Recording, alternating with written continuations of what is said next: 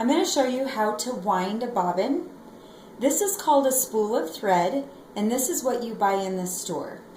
And then this is called a bobbin, and what we're going to do is transfer thread from this spool of thread onto the bobbin, because when you sew, you want to have the same thread that comes from the top and the bottom. So we're first going to put this bobbin on the bobbin winder. It just pushes on. Next, you're going to take your spool of thread, pull the spool cap off, slide it on, and put the cap on. Make sure you don't smash it really tight on there. You want to give your bobbin or your spool of thread a little bit of wiggle room so it can move. If you don't have one of these caps, there is an alternate spool pin right here that pulls up like a flagpole, so you can use that one. So the first place we're going to go is the rear thread guide right here. Take your thread and hook it underneath the rear thread guide. Next, you're going to go to the bobbin pretension, and there's an arrow right in front of it, so follow the direction of that arrow, wrapping it just once around the bobbin pretension. Now go over to your bobbin winder, and there's another arrow, but this time we're going to wrap it 3 times.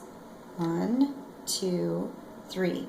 Now pick a hole, any hole in your bobbin, and stick your thread up through one of the holes, and now hold your thread up tight. This bobbin winder has a switch that goes back and forth, so we're going to push it in to make the bobbin winder spin. So I'm going to push down for about 1 second until it starts to spin.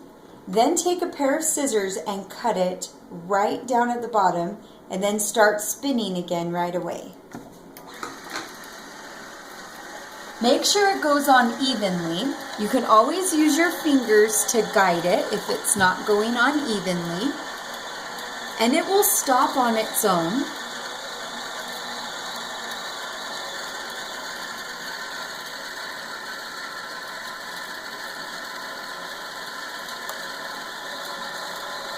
That's it. Never try to put on more thread because it won't spin in your machine if you do that. Lift it up off, and there is a thread cutter right in here. So you just cut the thread, and now your bobbin's ready to use. You can also wind bobbin thread onto a bobbin that has just a little bit of thread on it already. You would just do the exact same way and just wind it over the top. It doesn't have to be an empty bobbin.